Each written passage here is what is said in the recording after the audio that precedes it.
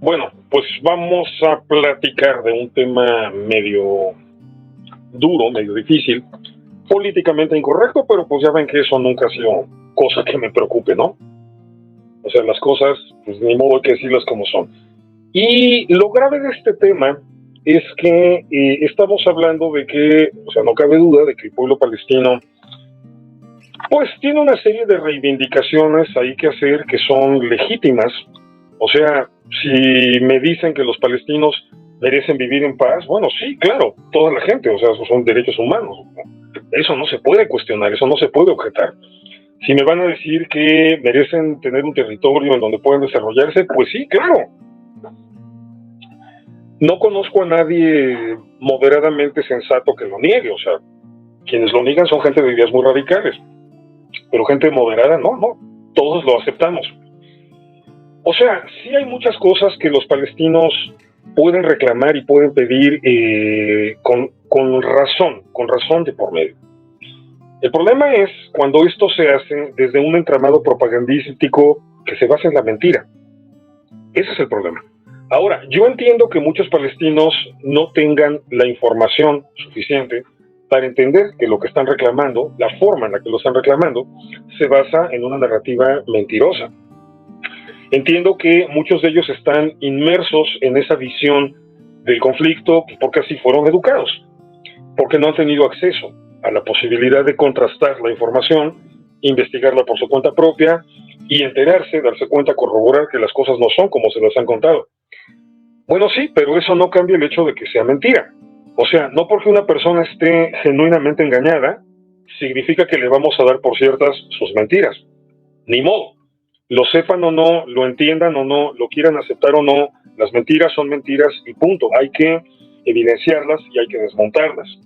Entonces, vamos a platicar en esta ocasión de 5 temas en los que la propaganda palestina sistemáticamente miente, obviamente para deslegitimar a Israel y justificar con ello 2 cosas. Una, que no se puede negociar, que no se debe negociar con Israel, y 2, que la violencia contra Israel, o sea, contra los israelíes, está justificada, aunque sea terrorismo. Entonces, es a partir de estas mentiras que se construye todo este entramado de peroratas, que no son otra cosa, con las cuales se pretende exigir que al palestino se le dé el derecho a ser violento y al judío se le prohíba el derecho a la defensa. Al israelí se le prohíba el derecho a la defensa. Entonces, bueno, 5 puntos en los que la propaganda palestina simple y sencillamente todo el tiempo te está mintiendo. Número 1, la contraposición entre lo judío y lo palestino. Hoy en día estamos acostumbrados a que nos hablen de judíos y palestinos o de israelíes y palestinos como si siempre hubieran sido algo distinto. Por ejemplo, cuando te hablan, ahorita voy a ir también a este tema, cuando te hablan de cómo les quitamos la tierra a los pobres palestinos, te hablan de los judíos llegaban a Palestina y los palestinos los aceptaban y los recibían. Pero cuando te dicen los palestinos, se refieren a los árabes. Bueno, eso está mal, eso es mentira. Hasta 1948 se le dijo palestino a todo aquel que viviera en Palestina, incluyendo a los judíos. Hasta 1948 los judíos nacidos ahí o que vivían allí eran llamados palestinos. El término palestino no se le aplicaba a un grupo árabe específico, se le aplicaba a todos por igual. Judíos palestinos o en cuanto a religión, perdón, judíos árabes o en cuanto a religión, judíos musulmanes y cristianos, por igual. Por eso, por ejemplo, cuando un grupo de músicos judíos se reúne, exiliados europeos que están haciendo su vida en el mandato británico de Palestina, se reúnen y dicen, vamos a organizar una orquesta filarmónica, la llaman Orquesta Filarmónica de Palestina, porque ellos eran palestinos.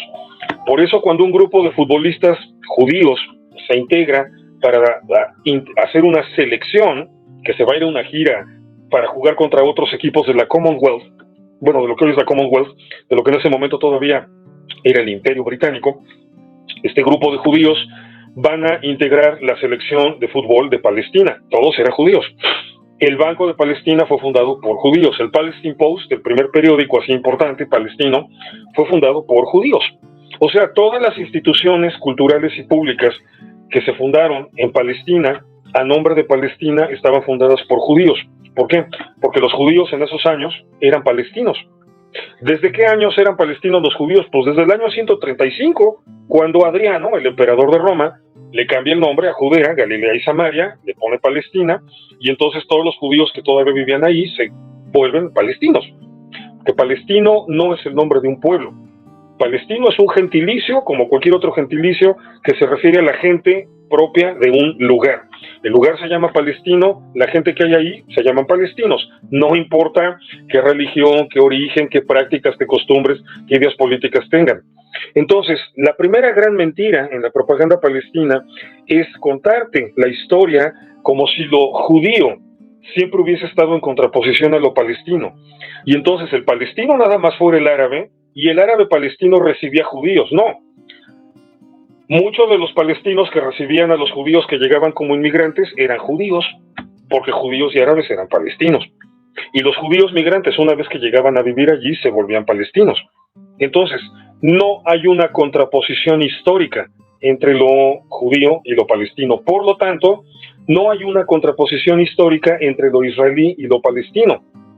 Israel no es algo que llegó, digamos, como que diferente a Palestina. Israel, me refiero al moderno Estado, la estructura jurídica, el Estado de Israel es la forma en la que evolucionó Palestina. O sea, Palestina se convirtió en Israel no porque les quitaran el territorio ni todo eso, ahorita vamos a desmentir eso también. Palestina se convirtió en Israel por evolución política, porque entre 1946 y 1948 el poderío colonialista francés e inglés se desmoronó después de la Segunda Guerra Mundial. Francia e Inglaterra estaban fregadísimos, ya no tenían la capacidad de mantener la estructura colonial y tuvieron que dejar que sus colonias se fueran independizando. De 1946 y 1948 se independizaron todos los países de la zona, o sea, Irak, Líbano, Siria, Jordania, Israel, la India y Pakistán. Algunos nominalmente ya eran independientes, como Líbano, que había declarado su independencia en 1941, pero en términos prácticos no lo era. Las tropas francesas seguían ahí y la estructura colonialista francesa seguía ahí. O sea, todo eso se retira realmente hasta 1946. Entonces, la independencia de toda esa región se da entre esos 2 años. El Estado de Israel surge también junto con los demás estados como parte de ese colapso del colonialismo europeo, y entonces Palestina evoluciona y se convierte en Israel. Entonces, Israel no es lo opuesto a Palestina en términos históricos, es la forma en la que evolucionó. Y los judíos, en términos históricos desde el año 135, no son una contraposición a los palestinos, son los palestinos. De hecho, por ejemplo, existe el apellido en el mundo hispano, el apellido palestino, o Palestina, es un apellido judío. Existe aquí en México una tienda en el centro, un almacén que en otras épocas, hace 80, 70 años, era muy famoso, muy importante, en el centro histórico de la Ciudad de México, que se llama La Palestina. ¿Quiénes lo fundaron? Judíos. Entonces, si te llegan con ese discurso en el que lo judío y lo palestino parece ser un antagonismo histórico, están mintiendo. No tiene bases históricas. Bueno, ya me metí con eso en otro tema. Entonces, fíjate cómo empieza a desencadenarse la situación. Si lo judío y lo palestino no están en contraposición históricamente hablando, ¿cómo me puedes hablar de una invasión de judíos de Palestina? Bueno, esa es parte de la historia que te cuenta la propaganda palestina, ¿no? O sea, que existió alguna vez un lugar llamado Palestina, donde vivían los palestinos y de repente llegaron los judíos y les quitaron sus tierras. Algunas versiones más barrocas, así más rebuscadas, hasta te cuentan que los palestinos, o sea, los árabes, entiéndase los árabes en esta versión ficticia, los árabes palestinos recibían a los judíos y los cuidaban y fueron amables con ellos, y entonces eso le da otro énfasis, ¿no? Porque ya no nada más es un despojo, aparte es una traición, ¿no? Porque condenados judíos, ¿no? Que llegaron, fueron ayudados por los palestinos y de pronto les quitaron sus terrenos, sus casas, sus territorios y los obligaron a vivir como refugiados. Bueno, todo esto es mentira. También todo esto es absolutamente mentira. A ver, primera, el lugar estaba vacío. No había ninguna necesidad de despojar de tierra a nadie. Sobraba desierto en esa zona y uno que otro pantano. Fíjate, ahorita estamos hablando de que israelíes hay que son 9 millones, ¿no? 9 millones y medio, ya para 10 millones. Palestinos, o sea, me estoy refiriendo a las zonas de Cisjordania y Gaza, estamos hablando de otros 5 o 6 millones. O sea, estamos hablando más o menos de 15 millones de habitantes, los que hay en la zona. Y estamos hablando que como de unos 30,000 kilómetros, 32,000 kilómetros cuadrados entre lo que es Israel y lo que son los territorios palestinos. O sea, si ahorita combináramos las dos poblaciones en el terreno, estaríamos hablando de una densidad de población como de poquito arriba de las 500 personas por kilómetro cuadrado. Eso es bajísimo. Eso es en realidad muy bajo. Muy bajo. O sea, para que te des una idea, el país más densamente poblado es Mónaco, el Principado de Mónaco. Claro, el punto está en que es un megacasino, ¿no? Todo el país es un megacasino. Pero bueno, o sea, Mónaco no se queja de que esté superpoblado. Mónaco tiene una densidad de población de 18,000 personas por kilómetro cuadrado. Sí, porque es un casino, porque está todo ya amontonado, los edificios, lo que quieras, claro, correcto. Pero fíjate, o sea, todavía en esa circunstancia, Mónaco se desenvuelve perfectamente bien con sus 18,000 habitantes por kilómetro cuadrado. En Israel, la densidad de población ahorita anda por los 435, una cosa así, 440 habitantes por kilómetro cuadrado.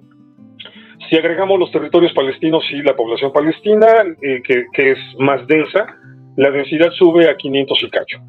Pero estamos hablando de una densidad de población baja, ahorita. ¿Cómo era en 1948 cuando se fundó Israel? Estamos hablando de que cuando se funda Israel, el territorio israelí, tiene ¿qué? 760,000 habitantes. Y los palestinos son, bueno, los árabes que se quedan a vivir en Israel. Fíjate, no estoy hablando de los que salieron, estoy hablando nada más de Israel. Son 150,000, o sea, son como 900,000 habitantes en total. O sea, estamos hablando de que en ese tiempo 900,000 habitantes en total, o sea, el 10% de lo que es ahorita la población israelí, que es de 9 y cacho millones, entonces estaríamos hablando del 10% de la densidad demográfica en Israel. No estoy tomando ahorita los territorios palestinos. O sea, en lo que fue Israel, y ahora sí me centro nada más en Israel, porque se supone que ese es el territorio que se robó. En lo que es Israel, la densidad de población, si ahorita es de 430 habitantes por kilómetro cuadrado, el 10% pues son 43 habitantes por kilómetro cuadrado. O sea, Israel en 1948 estaba vacío, y eso en 1948, cuando ya habían llegado un montón de inmigrantes. O sea, vete más hacia atrás en el tiempo y tienes una densidad demográfica cada vez más reducida, cada vez más baja. Entonces, no hay ninguna necesidad de quitarle terreno a nadie. Sobra terreno. Bueno, me dice, no, pero a ver qué tal el terreno productivo, ¿no? Ok, tendría lógica, ¿no? Pues sí, claro, sobraba terreno, pero era terreno desértico. Pues entonces los judíos habrían llegado a robarse el terreno productivo. Pues no lo había. O sea, ahí están las fotos, ahí está la evidencia gráfica, esto sí está perfectamente fotografiado, de los judíos empezando a construir sus ciudades. Búsquense en Google la foto de la fundación de Tel Aviv, búsquense las fotos de los judíos en los kibbutz de hace 100 años, es desierto, todo es desierto. O sea, si los judíos hubieran llegado a despojar territorios, habrían llegado, por ejemplo, a Nazaret, ¿no? Que era un pueblito chiquito, pueblito ya, ¿no? No, Nazaret sigue siendo una población hasta la fecha árabe. Ahí viven árabes, nada más. Habrían invadido Haifa, ¿no? No, mejor fundaron Tel Aviv, allá abajito. Y vean las fotos de la fundación de Tel Aviv, es pura arena, hay una playa, pero es pura arena. Entonces, no hay evidencia de que los judíos hayan llegado a quedarse con el terreno productivo. Bueno, en primer lugar porque básicamente no había terreno productivo. ¿Saben por qué el país estaba vacío? ¿Saben por qué Palestina, tanto todavía en la era otomana como en la era británica, estaba vacío? Porque no había nada que hacer ahí. Porque a la gente no le interesaba llegar a vivir a un lugar inhóspito. La migración musulmana generalmente tendía a ubicarse en las zonas de Beirut, de Damasco, de Amán o del Cairo. Poquito tal vez alrededor de Jerusalén, donde sí hubo ciudades árabes importantes, como por ejemplo Nablus o Gaza. Fueron ciudades que en su momento llegaron a tener cierta relevancia administrativa dentro de la región. Párale de contar. Todo lo demás era territorio vacío. ¿Por qué? Pues porque no había nada. ¿Quiénes empezaron a llegar a vivir a ese territorio vacío? Los judíos. Sobre todo la franja costera, digamos, desde Tel Aviv hasta la frontera con Líbano, y luego todo el sur de la frontera con Líbano. Esa como especie de gancho, de escuadra, esa fue la zona en donde se establecieron la mayoría de las comunidades judías, de los asentamientos judíos, que estaban vacíos. Hola. Perdón, nada más. Si podrías dar un poquito más o sea, como veo algún tipo de fuente para que la gente pudiera encontrar esos datos, o sea, como para ser más puntuales en eso. Yo sé que no hay tema contigo, ¿me entiendes? Nada más por eso lo digo. Sí. O sea, no lo digo así como de enciclopedia porque va a ser un problema seguirla, pero, o sea, en ese sentido, digo, porque sí veo que hay personas de diferentes perspectivas y eso es algo bueno en el judaísmo, ¿sí? Aclaración. El debate lo consideramos una virtud. Entonces, está muy bien que pregunten, no tiene nada de malo siempre y cuando podamos encontrar el diálogo sobre los otros con la verdad. Así que, perdón que te interrumpí, queridísimo. No importa. Por favor. Ok, a ver, o sea, neta, sí se los voy a decir en estos términos. Estaría muy cañón que yo me parara aquí a inventar todo esto, ¿eh? O sea, perdón, no tengo necesidad de hacerlo. No me interesa hacerlo. O sea, al contrario, o sea, lo que me interesa es el esclarecimiento de los hechos. Y a estas alturas del partido sería una insensatez absoluta pararme en público, en una transmisión en vivo, a decir un montón de burradas que cualquiera que se ponga a investigar en internet me las puede desmentir en un santiamén. Busquen la información, busquen el artículo en Wikipedia de Palestina como territorio. Tómense con reservas todo lo que quieran, pero ahí viene una bibliografía amplísima del tema. O sea, es ese tipo de artículos que no están tan manoseados. Van a notar ahí que es un artículo que no tiene ningún interés en contar una versión sionista o pro-israelí de la historia. Y al contrario, los datos que allá aparecen están los numeritos de referencia sustentados en una amplísima bibliografía. Búsquense el artículo de Palestina como territorio. Y, por ejemplo, para esta cuestión de dónde se establecieron las colonias judías, búsquense el artículo sobre la Comisión Peel, P-E-E-L, Comisión Peel. Fue la primera comisión británica que propuso un plan de partición y seleccionó para fundar un Estado judío el área donde estaba concentrada la mayor parte de la población judía, y es esta zona que les dije, la costa desde Tel Aviv hasta la frontera con Líbano y toda la zona sur del Líbano, o sea, toda la región del Galilea, hasta lo que es el mar de Tiberíades o el lago Kinneret. Son datos que ustedes pueden verificar. A ver, aquí estamos en 2023, o sea, yo creo que ya saben lo que es Google, ya saben lo que es Wikipedia, ya saben lo que son otras enciclopedias. O sea, tomen nota de los temas que voy mencionando y simple y sencillamente googleenlo. Busquen enciclopedias para que, o sea, no se metan a blogs ni pro-palestinos ni pro-israelíes. Váyanse a las enciclopedias, a los libros de historia, punto así, pelones, que no tienen particular interés en defender una u otra postura. Y ahí corroboren si algo de lo que estoy diciendo es mentira. O sea, pero repito, para mí sería muy tonto arriesgarme a estar diciendo cosas que me invento en una época donde cualquiera, con tantita paciencia, se puede poner a investigar y me dice, mira, los hechos históricos no son como tú los dijiste. Entonces, toda la información que estoy dando acá, esto se va a quedar grabado, pueden hacer el desglose con calma y con tiempo después si quieren, googleenlo, investiguenlo y revísenlo. Repito, eviten publicaciones pro-palestinas o pro-israelíes. Búsquense libros de historia, nada más. Y ya. Todo bien. Continúo. Entonces les decía, el territorio estaba vacío. O sea, búsquense ahí los censos británicos, los censos otomanos, ahí están las cifras de cuánta gente vivía en la zona. El lugar estaba vacío. los judíos llegan a establecerse en esta región, y esta va a ser la región que se va a volver productiva. De hecho, lo que va a empezar a pasar más o menos desde 1920, cada vez se va intensificando hasta 1948, es que van a empezar a llegar a vivir árabes a esas zonas, alrededor de esas zonas. ¿Por qué? Porque los judíos empezaron a crear fuentes de trabajo.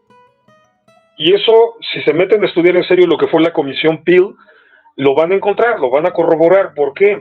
Porque cuando la Comisión Peel propone estas zonas donde viven judíos, esto es lo que hay que convertir en un estado judío y todo lo demás que es un estado árabe, los ingleses dijeron no, el gobierno inglés dijo no. Si separas eso, condenas a la miseria a los árabes porque las fuentes de trabajo están en el territorio judío. Por eso el gobierno inglés no quiso aprobar el proyecto de la Comisión Peel. Y entonces dijeron, bueno, si se llegara a hacer, entonces habría que pedirle una mega indemnización a los judíos porque van a dejar a los árabes sin fuentes de trabajo. Los van a dejar aislados de donde se está generando la riqueza. Entonces, el hecho objetivo histórico que si ustedes se ponen a investigar lo pueden comprobar es que alrededor de las áreas judías llegaron a establecerse miles de migrantes árabes porque había trabajo, porque habían cambiado las condiciones del terreno y había trabajo. Pero entonces, alrededor de las áreas judías empiezan a surgir también áreas árabes, poblaciones árabes. Entonces, no hubo ningún despojo. Al contrario, el desarrollo económico que generaron las comunidades judías hizo que también se incrementara la población árabe. Y por ejemplo, por eso, la población árabe hacia 1920 es como de 450,000 habitantes, la población musulmana. Había árabes cristianos aparte. La población musulmana hacia 1920 es de por ahí de 450,000 habitantes, y para 1940 ya se incrementó a cerca de 700,000. ¿Por qué? Ahí te vas a encontrar los datos de los censos británicos, esto ya es etapa británica, y en los censos británicos te va a decir que crecieron de manera natural. Y fíjate, te estoy dando el dato, te estoy diciendo lo que dicen los censos. Todos los que se han dedicado a estudiar esto saben que en ese dato los censos británicos están mintiendo, porque estamos hablando de una tasa de crecimiento poblacional que no existe en ningún lugar del mundo. En 20 años, ninguna población del mundo pasa de 450,000 a casi 700,000 habitantes. En ningún lugar del mundo. Ninguna época de la historia. Sería una tasa altísima, elevadísima. Entonces, por eso se sabe que estamos hablando de que la gran mayoría de esos, estaremos hablando como de 200,000 nuevos musulmanes en la zona, llegaron migrando. ¿Y por qué llegaron migrando? Porque había lugar. Porque había trabajo. Pero entonces, a ver, si los judíos se hubieran dedicado a despojar de sus tierras a los árabes, esa migración árabe no habría existido. O sea, ¿qué plan de conquista tan malo, no? O sea, le estoy intentando quitar el territorio a unos árabes, a unos musulmanes, y llegan otros 200,000. No, pues qué inutilidad, qué chafa, mi proyecto de invasión. O sea, simple y sencillamente, este tipo de datos que ustedes pueden corroborar no coinciden con la idea de una invasión y un despojo. Además, fíjate, para 1948, cuando se funda Israel, es cuando más población judía había ya allí. Estamos hablando de que había ya un poco más de 500,000 de judíos en Israel. Bueno, en el mandato británico de Palestina. Y estamos hablando de que para ese momento había más de 1,000,000 de árabes, casi 1,100,000. Busquen los datos de los censos. 2-1, o sea, era el doble de población árabe que judía. ¿Cómo 500,000 de personas iba a poder despojar de su tierra al otro 500,000? ¿Que eran conejitos o qué? O sea, que no sabían defender. Al contrario, desde 1929 los árabes estaban masacrando judíos, más bien desde 1920. La primera masacre que se da es en la llamada fiesta de Nabi Musa en Jerusalén en 1920. Esa es la primera masacre de árabes contra judíos. Judíos que, por cierto, no eran inmigrantes, eran la comunidad judía de Jerusalén. Esa tenía siglos viviendo allí. Las siguientes dos masacres graves fueron 9 años después, en 1929, el mismo día, en una ola de disturbios, la masacre de Hebrón, la más grave, y la masacre de Safed, menor en cuanto a la cantidad de muertos, pero también gravísima. Las poblaciones judías de Hebrón y de Safed tampoco eran judíos inmigrantes. La comunidad ashkenazí de Hebrón tenía viviendo allí, había 3 tipos de judíos en Hebrón: ashkenazíes, sefaradíes y judíos de antes de la época en la que existieran ashkenazíes y sefaradíes. Los ashkenazíes de Hebrón tenían más de 100 años viviendo allí. Los sefaradíes de Hebrón tenían 800 años viviendo allí. Y los que no eran ni ashkenazíes ni sefaradíes, sino hebronitas, tenían más de 2000 años viviendo allí. Y esa fue la comunidad que atacaron los árabes. O sea, no estaban atacando inmigrantes, no estaban atacando despojadores de tierra, estaban atacando judíos, quien fuera. Esos datos los pueden ustedes corroborar en cualquier libro que hable sobre la masacre de Hebrón o sobre los conflictos palestinos, árabes israelíes de la época. Entonces, toda esta idea de una invasión judía carece de coherencia con los hechos reales. 1, había mucho terreno. 2, a donde llegaron a vivir judíos, después llegaron a vivir árabes, porque se fundaron fuentes de trabajo. 3, había, en el momento en que más judíos había el doble de árabes que de judíos. Y 4, los árabes estaban armados y atacaban a los judíos. O sea, ¿de dónde viene el cuento de que los judíos llegaron a despojar? De la propaganda. No hubo ningún despojo. Es un hecho sobradamente documentado que los lugares a donde se llegaron a establecer los judíos fueron lugares comprados, que se los compraron a sus dueños o se los compraron al Imperio Otomano. O sea, fue tierra adquirida legalmente. No hubo ningún despojo. Bueno, entonces, ¿por qué hay 600,000 refugiados palestinos después, en 1949? ¿Por qué de repente en la zona de Cisjordania, en algunos lugares del Líbano, en otros de Siria y en Gaza, de repente hay 600,000 refugiados palestinos? Pues porque hubo una guerra que declararon los árabes, por cierto.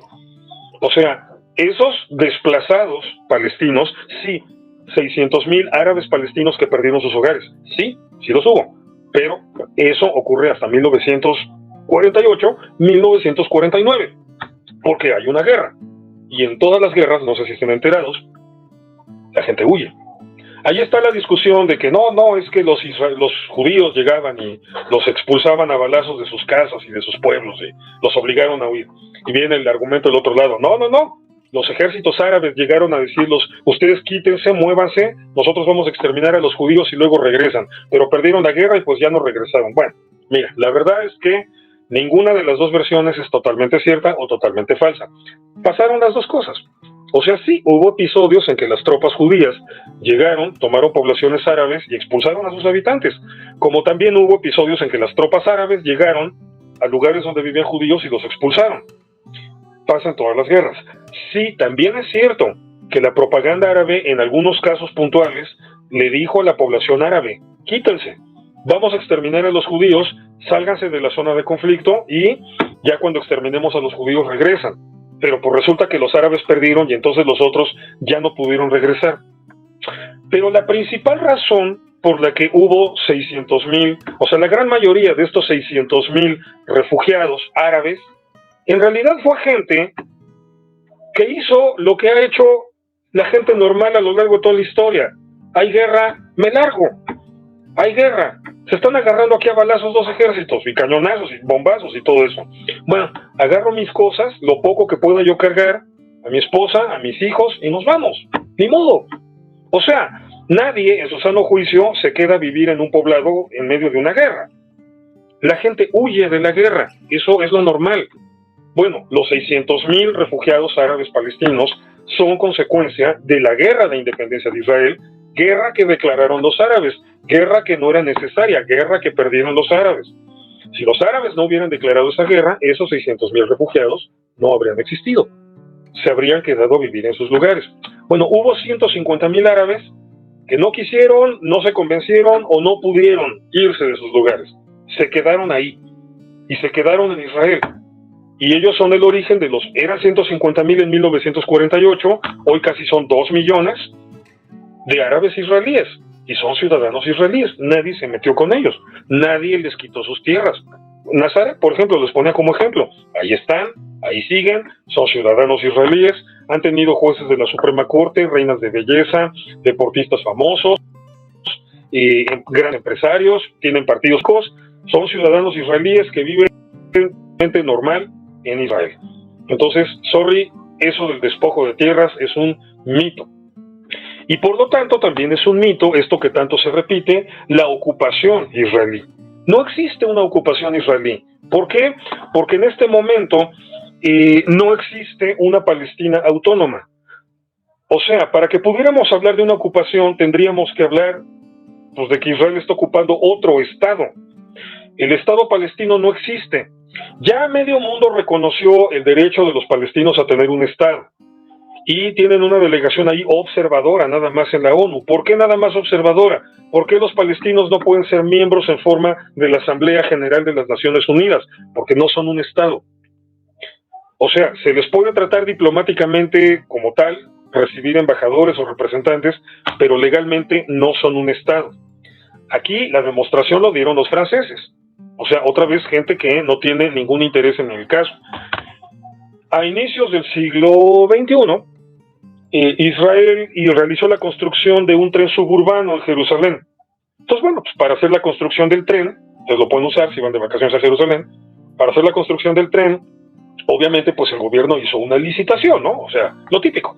Entonces, bueno, voy a querer un tren, necesito esto, abro una convocatoria para que vengan las empresas, me ofrezcan su presupuesto, cuánto me cobran por hacerme el trabajo, y pues ya, yo escojo el que resulte más conveniente, tanto en cuanto a lo que me ofrecen como en cuanto al precio, el costo al que me lo ofrecen, para mí, para lo que quiero que se logre, ¿no?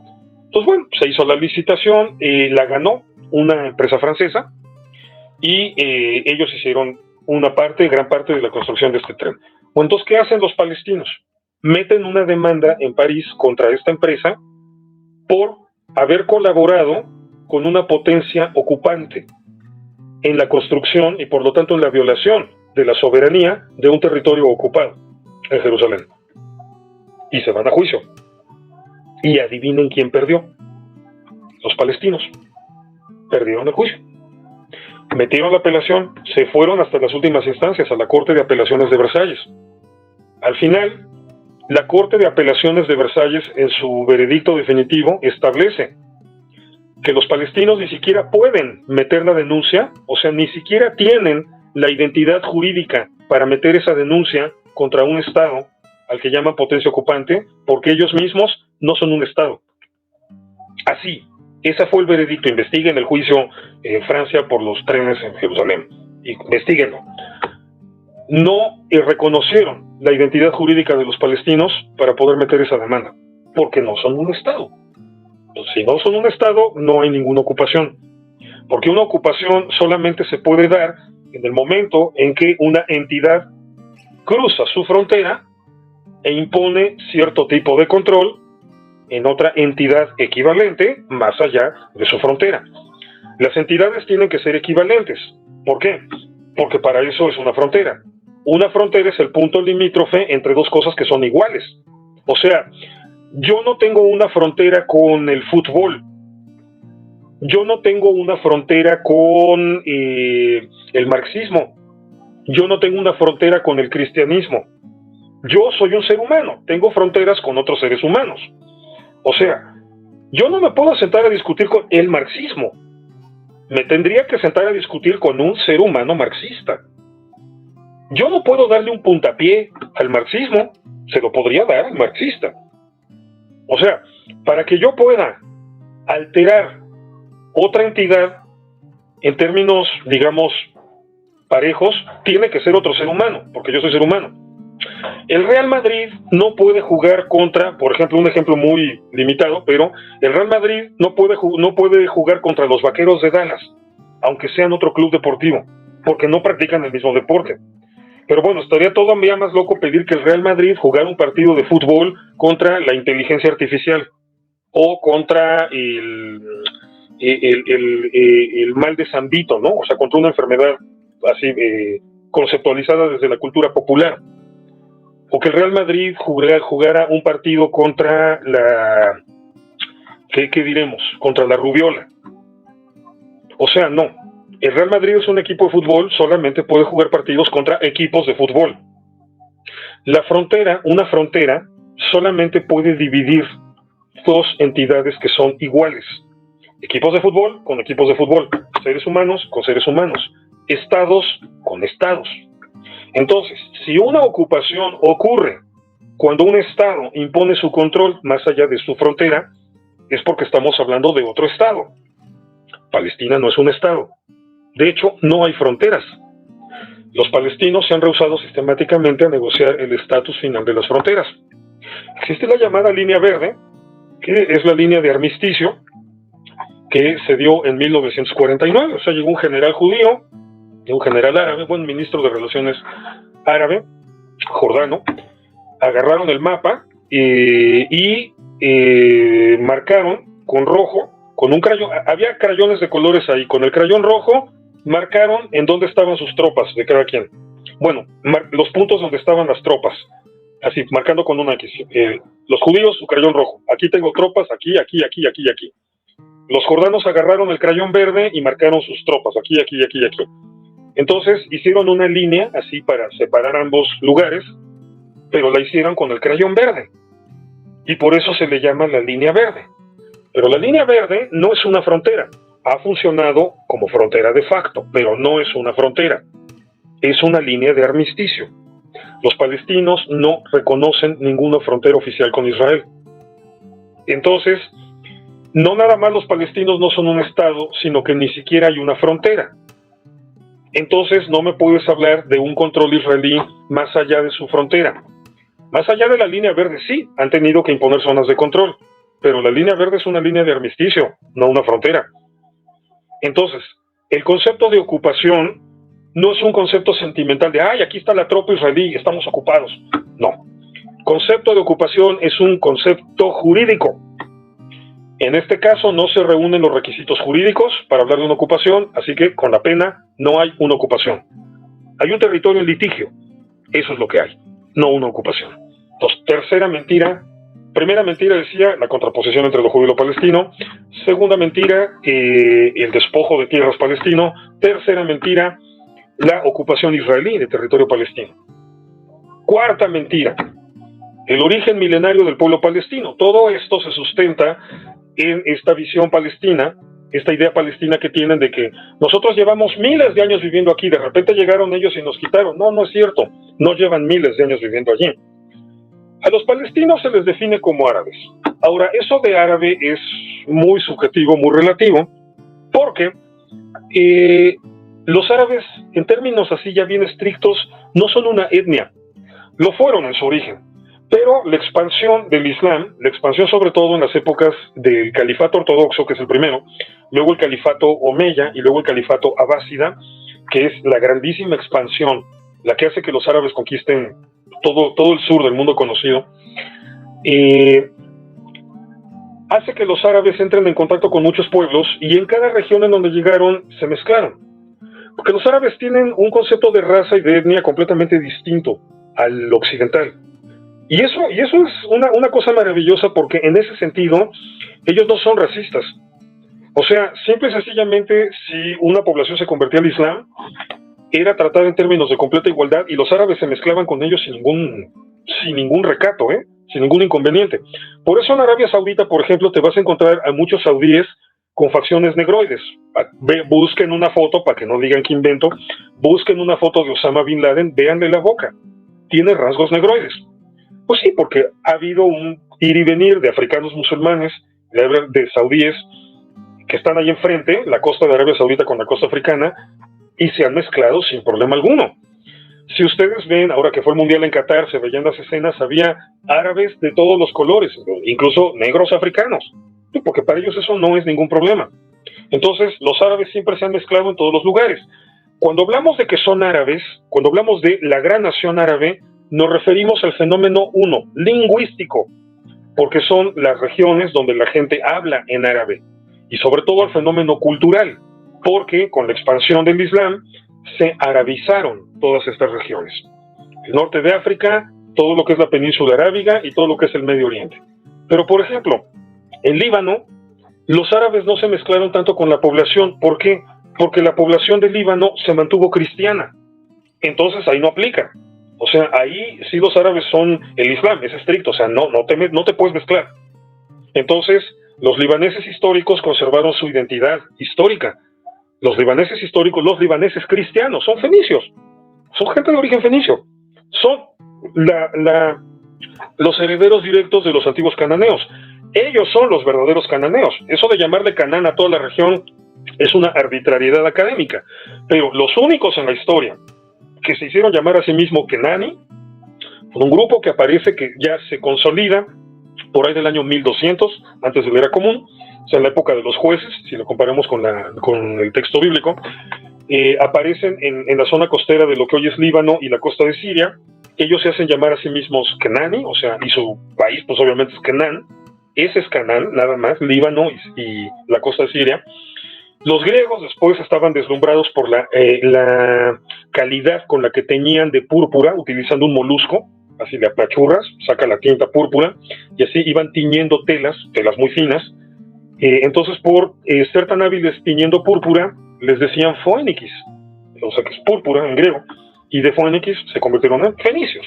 Entonces, esos son los cananeos. Ellos no se mezclaron con los árabes por esta diferenciación religiosa. Los cananeos luego se volvieron cristianos. Y bueno, pues obviamente con los judíos tampoco se dio esa mezcla, ¿no? Los judíos eran igual otra religión. Pero de ahí en fuera todos los musulmanes se mezclaban felices. Entonces estamos hablando de árabes, o sea, los árabes originales llegaron por ahí llegaron al siglo VII, año 638, es cuando el califato ortodoxo conquista lo que era la Palestina bizantina. Ok, durante una gran cantidad de tiempo la población musulmana allí fue árabe, árabes que se quedaron allí. Pero, sobre todo en el siglo XIII, va a llegar una gran invasión de gente que no tiene nada que ver con la región. ¿Por qué? Porque viene la invasión joresmita. Los joresmitas fueron un imperio mongol. O sea, fíjate, estamos hablando de gente de la China, que llegaron hasta allí. No lograron conquistar la Palestina, era la Palestina ayubí, del califato ayubí que había fundado Saladino. No la lograron conquistar, la saquearon, se quedaron 3 años y ya, se tuvieron que regresar. Pero dejaron a sus tropas ahí. Los joresmitas usaban soldados mamelucos. Los soldados mamelucos, todo esto lo pueden consultar en Wikipedia, o en internet o donde quieran. Los soldados mamelucos eran soldados esclavos. O sea, eran esclavos, pero eran guerreros. Y los agarraban de cualquier lugar. Los soldados mamelucos tradicionalmente eran como la legión extranjera. Eran tropas integradas por mongoles, ucranianos, rusos, o sea, eslavos de la época, de las regiones que actualmente son Ucrania y Rusia, circasianos, que son de la zona que está al norte de Armenia, armenios y turcos. Esas eran las tropas mamelucas. Bueno, los joresmitas dejaron a los mamelucos ahí en Medio Oriente.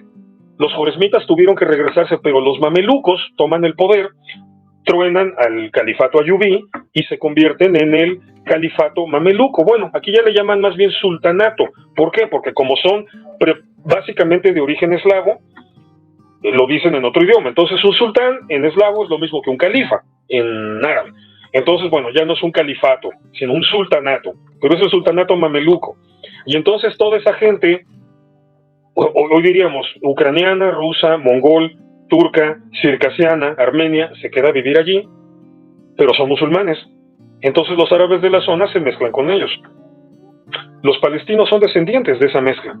Y luego, en el siglo XX, toda esta migración musulmana que les hablaba hace rato, que llegó porque había ya trabajo por fin en Palestina, en la Palestina británica, pero es gente que llegó desde Marruecos, Libia, Túnez, Argelia, Egipto, Afganistán, Irak, y eso se nota en los apellidos palestinos que se apellidan al-Afghani, o sea, afgano, sus tatarabuelos llegaron de Afganistán, o al-Mughrabi, el Magreb, marroquíes, porque sus tatarabuelos llegaron de Marruecos. Entonces, los palestinos no son un pueblo milenario, son un pueblo mestizo, como todos los pueblos de la humanidad, y que están allí porque han sido resultado de múltiples migraciones en múltiples momentos, y que se han dado fusiones de grupos, de muchos grupos. Déjame decirte la parte grave de esto. Un amplio sector de la sociedad árabe. ¿Te has preguntado alguna vez por qué los árabes no quieren recibir palestinos en sus países? O sea, quieren que Israel cargue con todo el asunto. Los egipcios hicieron una mega barrera, dicen, no quiero que entren palestinos aquí. Los jordanos fueron tajantes. No vamos a aceptar ningún tratado que incluya la idea de que los palestinos se nos vengan a Jordania, ni se les ocurra. ¿Por qué no los quieren? Y pues eso. O sea, no son consideraciones políticas, no son estrategias, no los quieren, punto. No los quieren. ¿Por qué no los quieren? Porque amplios sectores de la sociedad árabe, esto es lo que no te cuentan luego las gentes, amplios sectores de la sociedad árabe ven con un profundo desprecio a los palestinos, porque los consideran los descendientes de una bola de bárbaros extranjeros, eslavos, circasianos, mongoles, turcos, que llevaron allí, o sea, y que eran la escoria, o sea, pues eran mercenarios, bueno, esclavos, mercenarios, soldados, la escoria traída por los joresmitas, y los palestinos son los descendientes de ellos. O sea, mucha gente dentro de la sociedad árabe no los ve como el árabe normal, aunque el árabe no sea una etnia, pero no los ve ni siquiera como el árabe normal, y por eso no los quieren. Esa es la realidad. Por eso no los dejan entrar a sus países. Por eso cuando Saddam Hussein fue destronado, por fin, lo tumbaron, lo ejecutaron, de inmediato el nuevo gobierno iraquí agarró a los 400,000 palestinos que había en Irak y los expulsó. Se largan, no los queremos aquí. O sea, por eso, es por eso. Siempre que te hablan de la solidaridad árabe, e incluso la queja de por qué, o sea, los árabes que tanto se cuidan entre ellos, ¿por qué no cuidan a los palestinos? Porque los palestinos son el resultado de la mezcla más rara, incluso para el mundo árabe. Y mira, te lo voy a decir como occidental, eso en realidad no tiene nada de malo.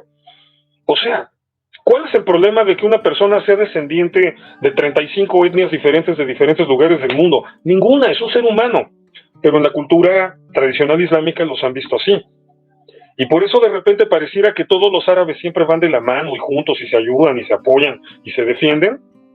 Pero cuando se trata de los palestinos, ay, no. O sea, sí, me quejo en la ONU, protesto, organizo mítines en Europa, financio protestas en Europa, pero no me los traigas. A los palestinos siempre los han tratado de otra manera. ¿Por qué? Por eso. Te lo acabo de explicar.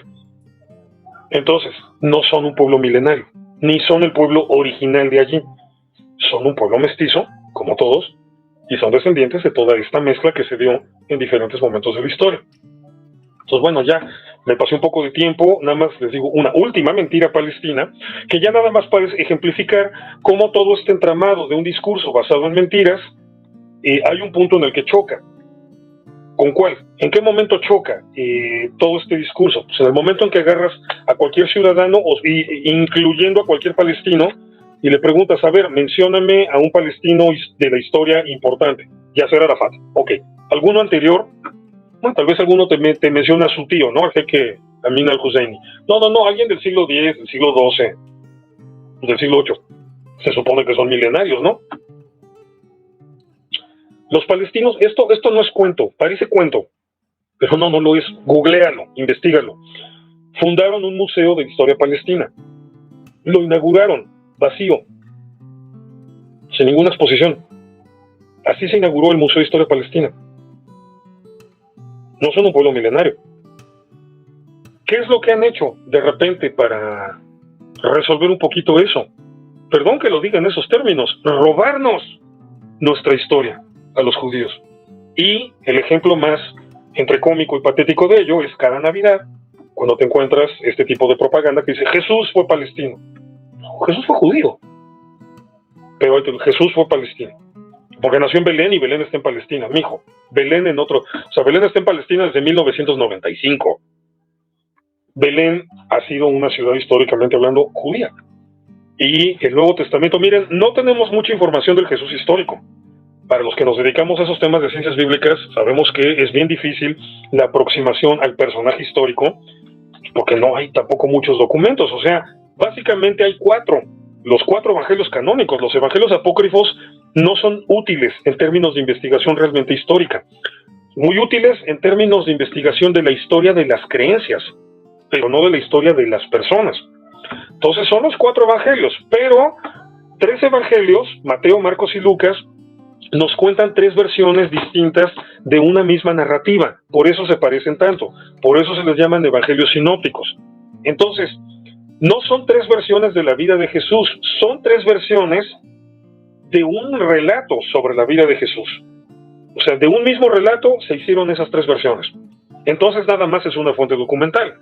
Y el Evangelio de Juan sigue la lógica de la narrativa sinóptica. Entonces, aunque el Evangelio de Juan es distinto, muy distinto, todo lo que los autores, porque se sabe que fueron varios autores del Evangelio de Juan, todo lo que los autores del Evangelio de Juan conocían sobre Jesús de Nazaret, lo conocían por la tradición sinóptica. Entonces, aunque son 4 evangelios, solamente hay una fuente documental que tenemos sobre Jesús histórico, y es la tradición sinóptica. Todo lo que podamos decir de Jesús como personaje histórico proviene de la tradición sinóptica. Y la tradición sinóptica te dice que Jesús nació en Belén de Judea, porque Belén en ese momento era de Judea. Búsquenlo en el Nuevo Testamento en griego, ahí lo dice, Belén de Judea. Y todo el relato de los evangelios gira en torno a que Jesús es judío. Y por eso cuando lo crucifican, según los evangelios, pusieron un letrero y así va en su cabeza: Jesús Nazareno, rey de los judíos. Porque Jesús era judío.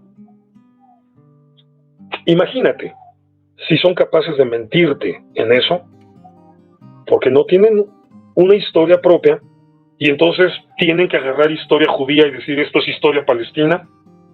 Imagínate en cuántas cosas no serán capaces de mentir. Los palestinos, repito, tienen todo el derecho a ser una sociedad libre, próspera y en paz. Pero reitero, mintiendo, no van a llegar muy lejos. Listo, Marc. Vámonos con las preguntas, que seguro que hay un montón.